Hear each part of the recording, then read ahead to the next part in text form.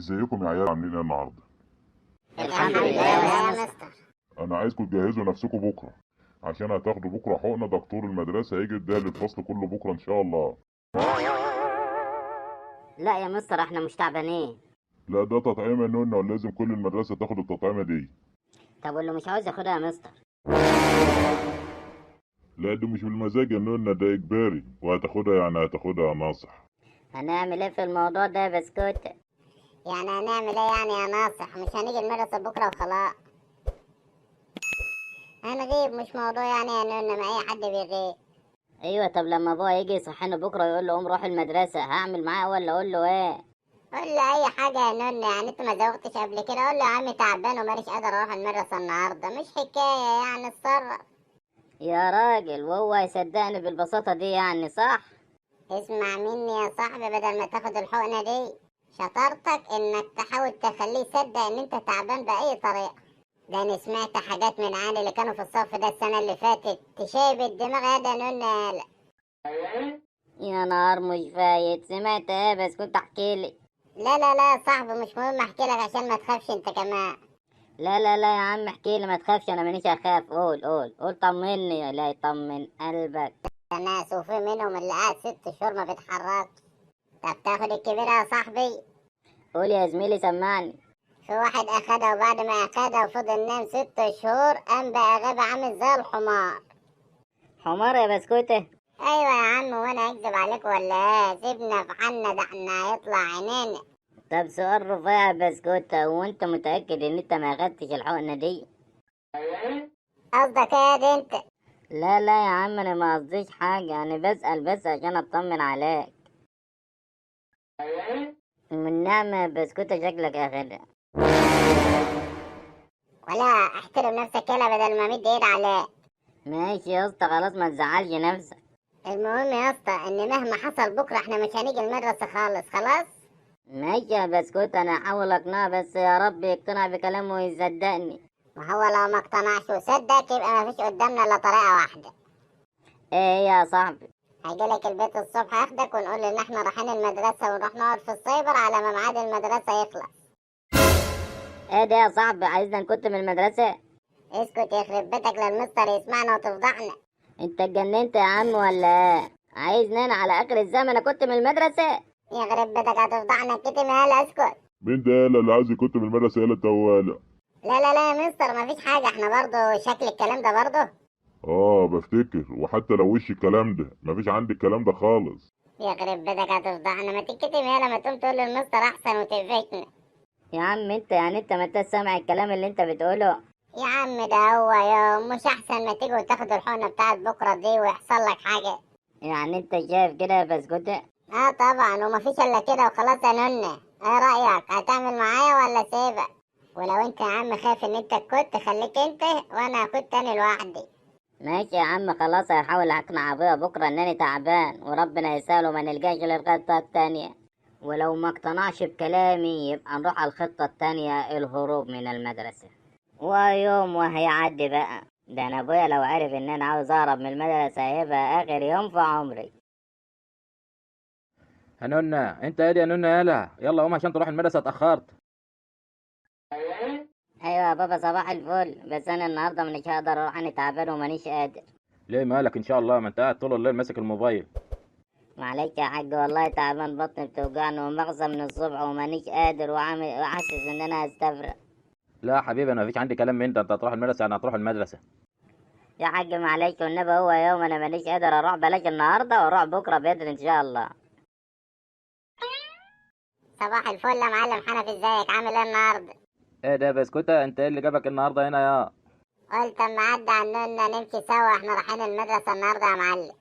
اه، يعني انت جاي تاخد النونا وتروح المدرسه النهارده مع بعض؟ ما اصلاش حصلت قبل كده، ايش معنى النهارده؟ ايوه مظبوط كده يا معلم حنفي. ماشي يا بسكوته انت والنونا، طب استنى اوصلكم في سكتي. لا يا معلم حنفي، ريح نفسك انت، ما احناش عايزين نتعبك. يا ابني هتتعبونا ايه؟ ما انتوا كده كده في طريقي، وهتركبوا معايا العربيه، مش بدل ما تمشوا وتتبهدلوا في المواصلات انا بريحكم. ابوس ايدك يا معلم حنفي، سيبنا نتبهدل في المواصلات، انا بحب بهدلة المواصلات اوي. لا بقى، وانا ما هي النعمه لو اوصلكم لحد باب المدرسه واطمن ان انتوا دخلتم وافضل واقف لحد ما تدخلوا الفصل. يخرب بيتك يا نونة. وانا مالي يا عم، مش دي جرتك؟ انا ايه اللي جابني هنا يا ناس؟ ما انا كنت رحت لوحدي وريحت دماغي. معلش يا بسكوت. معلش ايه يا عم وقرف ايه؟ عاجبك كده؟ هذا بسكوت، امال انت جاي تروح المدرسه ازاي وانت متكي بحاجات المدرسه؟ لا، ما هو انا كنت اجيبها اخدها وانا رايح المدرسة يا معلم حنفي. قال امال انت جاي من هنا بسكوت؟ من البيت. امال ما جبتهاش وانت جاي ليه؟ عشان ما اشيلهاش اصل هوا يا معلم، قلت اما اجي اخد النونة وانا راجع اروح اعدي على البيت اخدها واروح المدرسة. ايه ده بجد يا بسكوت؟ طب يلا بينا يا ناصر عشان اوديك البيت تجيب حاجات المدرسه واوديكوا المدرسه.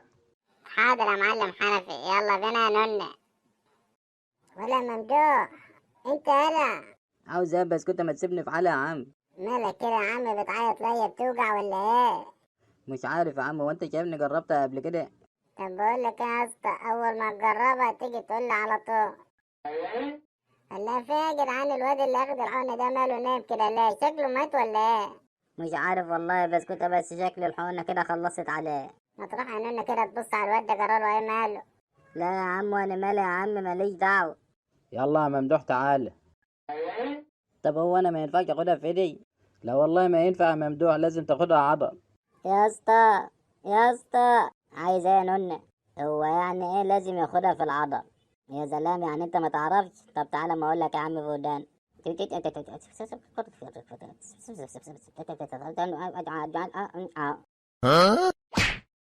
لا طبعا، انا استحالة يتعامل معايا كده. هو انتوا ما تعرفوش انا ابقى مين ولا ايه؟ ده انا ابن المعلم حنفي. يا مستر، يا مستر. عايز ايه يا نونا؟ يالا انا مش عاوز اخد الحقنة دي. لازم تاخدها يا نونا عشان تخف وتبقى حلو. ايوه انا، بس انا مش تعبانة يا مستر. ما هو ده تطعيم عشان ما تتعبش يا نونا، وخد الحقنه وما تتكلمش كتير.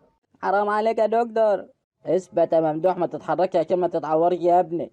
حاضر حاضر. خلاص يا عم خلصت. ايه حسيت بحاجه؟ اه دكتور، رجلي وقفت يا دكتور. يلا اللي بعده يا رجاله، ورانا الفصول كتير. ولا ممدوح، انت هلا ممدوح؟ بس بقى يا عم بقى، بلا ممدوح بلا قرف يا عم، اقعد ساكت بقى. اللي بعده. خش خش يا اسطى. هي بتوجع يا دكتور؟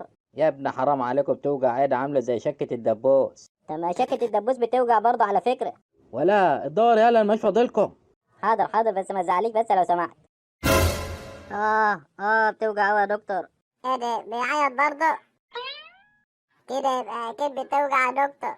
يلا اللي بعده. بقولك ايه يا اسطى، خش خد دورك. لا يا حبيبي، ده دورك انت. ترى يا بسكوت، وانت مفكرنا عبيط ولا ايه؟ يلا اللي بعده مين؟ ايوه النونة جايلك اهو، ولا على الدور؟ والنعمة ما انا رايح في حتة، والله هو اللي على الدور يا مستر. ما تخلص يلا انت، هو يلا لسه ورايا 7 فصول تانيين. يا مستر، والنعمة ده دوره هو اللي واقف قدامي اهو. خش يا بسكوته وخلصني. حاضر يا دكتور، هتنين على عيني وهخش اهو. ماشي يا النونة، خليك فاكرها. يلا يلا خش، يلا خد الحقنة بتاعتك، قال ده دوري قال. ايه يا دكتور عاوز ايه بقى؟ يلا لف يا بسكوته. ولف ليه؟ لف عشان تاخد الحقنه يا بسكوته. ده بخلي الواد النونة يبص بعيد الاول. بص بعيد يا نونة. حاضر يا دكتور. قال يعني هشوف الامل. يلا لف يا بسكوته. استنى بس يا دكتور، انت مالك مستعجل كده ليه؟ بص يا دكتور، هو النونة لف وراه مش واخد باله من حاجة، والمستر هو مش معانا اصلا. ايه رايك لو تاخد 2 جنيه ونص وتسيبني ما تدينيش الحقنة؟ انت هتسابل يلا خلص. استنى بس يا دكتور وانا هقول لك. بص نخليهم 5 جنيه وان شاء الله عن حد ما احوش واعمل ان انا معيط واخدت الحقنة. لف يا بسكوته وخلصنا، انا لسه ورايا شغل كتير، وبطل البهاله بتاعتك دي. طب بص يا دكتور، بصراحة كده انا مش هاخد حاجة. مش هتاخد حاجه ليه؟ ده الحقنه دي فيها الشفا. شايف ايه يا عم؟ بص التلاتة اللي اخدوها قبل منا عاملين ازاي؟ دول خد الحقنة ومرميين على الارض، محدش عارف يقدر يقوم ولا يمشي ولا يجرى لهم ايه بعد كده.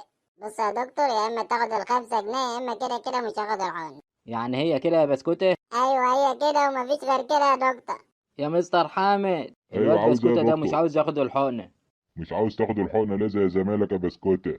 يا مستر شوف اللي اخدوا الحقنة قبل منا عاملين ازاي هناك، مش قادرين يقوموا. هلا ايه ده؟ هو قال لي نايم النونة جنبه. يا انا يا دكتور مش قادر يا دكتور. ايه ده؟ الواد ده بيستهبل، الواد ده ما اخدش حقن. إيه اللي مقعده مع الناس اللي خدت؟ مش قادر يا مستر، الحقنة تعبانة جامد يا مستر. بس يا ده يا بسكوته، انت مالكش دعوه، وخلص الدكتور يلا عشان يمشي. لا فعلا يا مستر، انا مانيش فاكر ان انا اديت للواد ده حقنه. انت يالا اللي قاعد هناك، نعم يا دكتور. انت ما اخدتش حقنه ياض؟ قوم تعالى لي هنا كده وريني. حاضر يا دكتور. ايوه كده، انت فاكر ان انت هتفلت؟ انا صحيلك يا معلم. وانت بقى بسكوت، هتيجي تاخد الحقنه ولا اجيب حد عشان يعبطك؟ انا جاهز يا دكتور.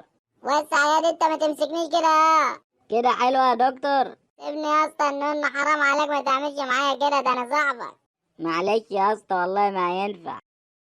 يا ولادي ليه؟ خلاص يا نونا سيبه. مش عايز تديله حاجة تانية يا دكتور؟ هو في ايدي. لا لا لا سيبه، كفايه عليه كده. كده ماشي، والنعمة لو اوريك يا نون. بس صبرك عليا بس، والله لا مطلع على عينك. ولا تعرف تعمل حاجة، ده انت هلا مزربي هلا. ماشي ماشي ماشي يا نون، بكرة نتقابل.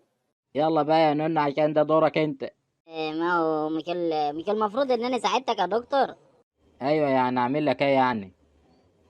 وجب معايا يا دكتور وما تدينيش حاجة. امسك لك بقية العيال اللي في الفصول التانية وما تدينيش حاجة، ايه رأيك؟ لا برضه مانيش موافق. يعني انت برضه مصر ان انا اخدها يا دكتور؟ بصراحه ايوه يا نونا، ولا عاوزني اجيب حد يمسكك؟ عليا النعمة، لو قلت يا دكتور محد هيمسكه غيري. لا لا يا عم، محدش يمسكني، انا هاجي اخد الحقنة باحترام وارجع اقعد مكاني. ماشي يا نونا، طب لف. طب قول لي الواد بسكوت يلف وشه لو سمحت. يبص بعيد ليه؟ ما انت كده كده ما انتش لابس حاجه. يلا يلا. يبص بعيد برضه بعد اذنك. لف وشك بعيد يا بسكوت. عاجبك كده يا عم؟ كل اللي حصل لي ده بسببك، لو ما كنتش جاتلك كان فاتني قاعد في السايبر مزاج عال، وبعد ما المدرسة تخلص اروح البيت. بقول لك يا عم انا مانيش ناقصك، انا لسه اخد حقنة زيك. وبعدين يا عم البسكوت حصل غير يعني حقنة تفوت ولا حد يموت، مالك زعلان ليه كده؟ وعدد على غير. ماشي يا عم النون، انا عداد الدور ده، بس ابقى قابلني بقى نشوف حد مين اللي يروحني. ماشي يا بني ادمين، ده اني والنن وصاحبي بسكوت هيتعامل فينا كده؟ على العموم حصل غير. شكرا، يلا سلام عليكم بقى.